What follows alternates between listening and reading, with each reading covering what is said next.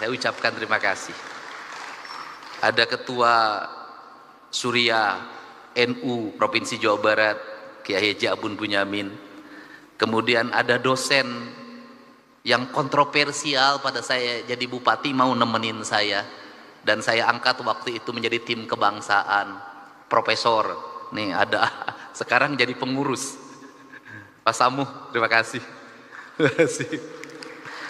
Dan ada guru saya waktu SMA, guru agama, saya sempat dilempar pakai batu karena rambut saya gondrong. Itu Pak Anang sekarang jadi ketua Baznas. Tadi suntangan sama saya, jangan, saya bilang guru. Jadi ini orang-orang yang saya kenal. Dan kita tidak akan bisa berkumpul di sini kalau tidak diizinkan oleh jajaran IPDN. Kok gedungnya bagus, suara sound systemnya indah. Tadinya saya mau berpikir bikin gedung baru, nggak jadi, udah aja mending pakai IPDN, nggak usah bangun lagi. Seluruh jajaran pimpinan daerah Kabupaten Sumedang, Pak Bupati, Pak Kajari, Pak Dandim, yang mewakili Kejaksaan Tinggi, Kapolda, dan yang mewakili juga Pangdam 3 Siliwangi. Ini Gus Muafik ini, Kak Kuarnas, ini mitra saya waktu Komisi 4, Kepala Bulog. Dan saya ingat betul, kenangan yang ada, saya ada di channel saya, Pak. Bapak ngasih uang pada anak yang jualan yang saya bawa dari Subang, Pak, ke gedung DPR. Saya ingat. Dan yang paling utama ini ada turunan Galuh yang support saya terus-terusan, Kang Dede Yusuf, Macan Effendi. Mudah-mudahan macannya ada lagi, Pak, karena sekarang macan mulai kehilangan hutannya. Semua yang hadir, saya mohon maaf kalau tidak bisa menyebutkan satu persatu ketua PGRI Jawa Barat. 1 miliarnya nanti kita akan bawa lagi ke Sumatera. Dan kita nggak usah membeli makanan dari sini, nggak usah beli beras dari sini. Kita bawa uang, Pak. Karena yang diperlukan oleh pengungsi hari ini adalah uang. Toko sudah mulai buka, warung sudah mulai buka. Yang tidak punya adalah mereka uang. Kalau mereka makan mie tiap hari terus juga kasihan juga. Nanti kita bawa uang dibagikan agar ekonominya muter. Cara saya menyikapi sesuatu pakai kitab. Kitabnya itu ada dalam pikiran dan perasaan saya.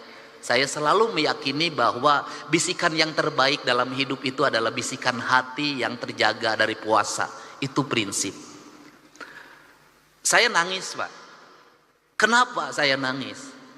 Ada hal yang harus dibicarakan oleh kita. Kita tiap hari ngomong tentang Negara Kesatuan Republik Indonesia. Tiap hari, Pak.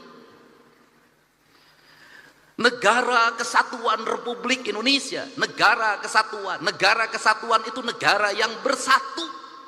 Negara yang bersatu itu negara yang tidak terpisah.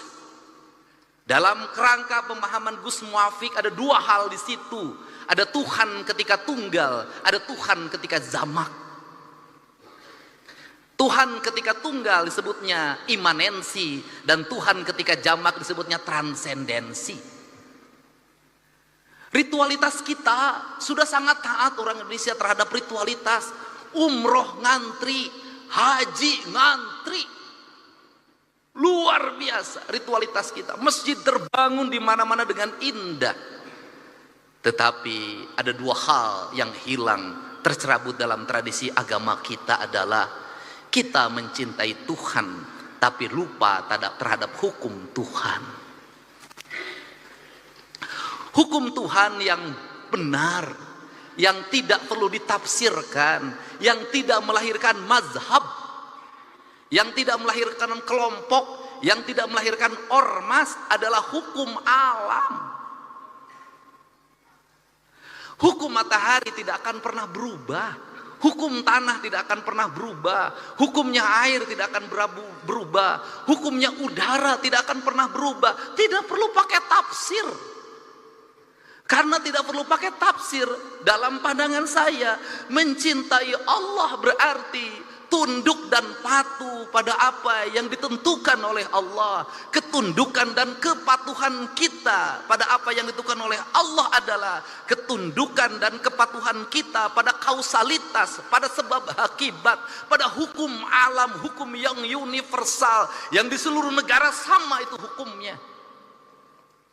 Sehingga seorang nasionalis, dia akan menangis ketika hutannya dibabat.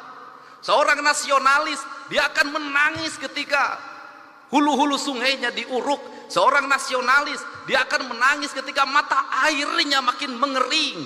Kalau kita mengaku mencintai NKRI, mengaku menjadi nasionalis, membiarkan hutan dibabat, membiarkan sungai diuruk, membiarkan laut diuruk, dan membiarkan mata air mengering, saya katakan Anda pembohong. Dan Anda tidak mencintai Indonesia. Saya secara pribadi hari ini anak-anak muda, Kak Kuarnas mulai posting di media sosial, mereka menggugat, Pak. Apa yang mereka gugat? Belanda menjajah Indonesia 350 tahun. Gunung masih utuh, samudra masih terbentang luas, sungai-sungai jernih. Dia meninggalkan perkebunan yang terhampar, bangunan-bangunan yang indah, gedung-gedung yang kokoh, jalan-jalan yang kuat, jembatan kereta api yang kokoh. Indonesia merdeka 80 tahun. Gunung gundul, sungai keruh, hutang menggunung, bangunan-bangunan hampir tidak ada yang berkualitas, jalan-jalan mudah rusak, jembatan mudah roboh. Pertanyaannya adalah, siapa yang penjajah itu?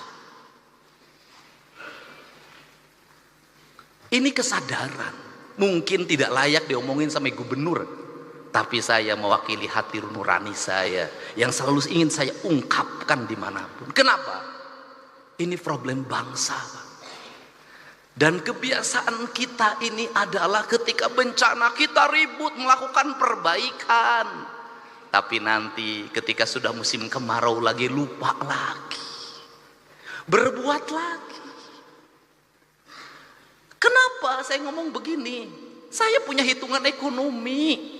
Kita dapat dari pembabatan hutan berapa triliun, kita dapat dari pengambilan pasir berapa, dari pengambilan gunung berapa. Tapi ketika bencana berapa puluh triliun, ratus triliun yang harus kita kerahkan. Rugi.